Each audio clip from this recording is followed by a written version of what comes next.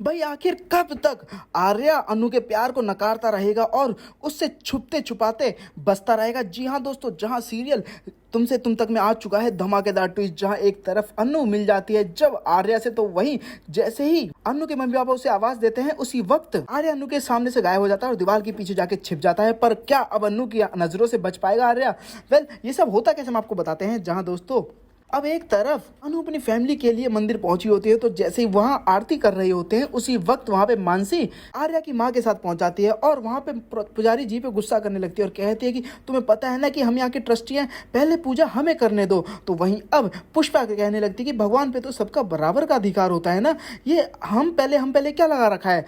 तो वहीं अब आर्या की माँ कहती है कि कोई बात नहीं मानसी, पहले इन्हें पूजा कर लेने दो, उसके बाद हम कर लेंगे। तो जैसे ही अब पूजा करने के बाद जैसे ही पीछे मुड़ती है अब अन्नू, उसी वक्त आर्या की माँ अन्नू को देख के शॉक्ड हो जाती है, उनके पैरों तले जमीन खिसक जाती है। जरूर कोई ना कोई तो रिश्ता है अन्नू का आर्या की पुरानी जिंदगी के साथ। जी हाँ दोस्तों, जहाँ पर अब तो आर्या की माँ भी अनु को देख के शॉक्ड हो जाती है, जहाँ पे अनु आगे बढ़ती है और सबसे पहले प्रसाद आर्या की माँ को देती है और पैर छूती है, जहाँ पे अब आर्या की माँ उसे आशीर्वाद देती है और कहती है कि हमारे यहाँ लड़कियां पैर नहीं छूती। तो वहीं दूसरी तरफ अब झंडे जैसे ही लिफ्ट से बाहर निकल जाता है, सब लोगों पे गुस्सा करता है कि कहाँ गए थे, आखिर लिफ्ट बंद कैसे हो गई। तो वहीं अब मीरा भी गुस्सा कर रही होती है और बोलती है कि फटाफट सर को फोन कीजिए और बताइए कि वहाँ पे अनु है। तो जहाँ पर अब झंडे जैसे ही फोन करता है अब आर्या को, तो जैसे आर्या वहां पहुंचा होता है उसी वक्त पीछे घंटी बज रही होती है, जिसकी वजह से झंडे की आवाज आर्या तक पहुंच ही नहीं पाती। जहां झंडे हेलो हेलो करता रह जाता है, तो वहीं दूसरी तरफ अब आर्या वो बोलता है कि झंडे तुम्हारी आवाज नहीं आ रही है, मैं थोड़ी देर में फोन करता हूं तुम्हें।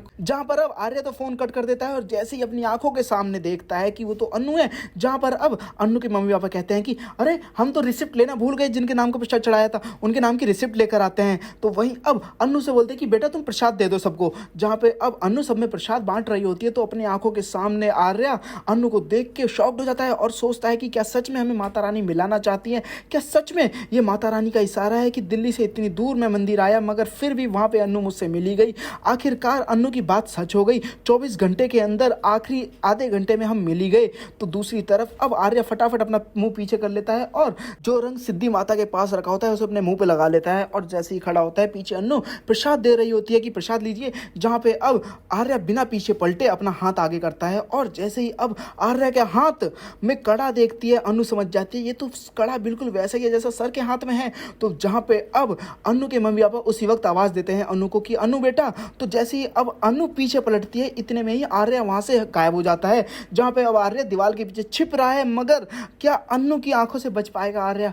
क्या अब आर्या को मानना पड़ेगा कि जरूर उसका कुछ ना कुछ तो रिश्ता है अनु के साथ, तभी तो सिद्धि माता और उनकी कुलदेवी खुद उन्हें मिलाना चाहती हैं। आखिरकार अनु का प्यार सच्चा है और कोई ना कोई रिश्ता पुराना भी है आर्या का अनु के साथ, तभी तो आर्या अनु की तरफ लुभाता चला जाता है और उसकी किसी भी बात को मना नहीं कर पाता। दोस्तों, जहां अब आर्या भी प्यार तो करने लगा है और माता रानी के इस इशारे के बाद अब आर्या को पता चल गया है कि भाई उसका प्यार भी अनु के लिए सच्चा है और अनु का प्यार भी आर्या के लिए सच्चा है। वेल दोस्तों, क्या आप लोग चाहते हैं कि आर्या अनु के लिए अपना प्यार एक्सेप्ट कर ले और सबके सामने बोल दे कि हाँ अनु मैं तुमसे प्यार करता हूँ? तो मैं ज्यादा से ज्यादा कमेंट करें और साथ ही सीरियल से लेटेस्ट अपडेट आने के लिए हमारे चैनल को सब्सक्राइब करना ना भूलें।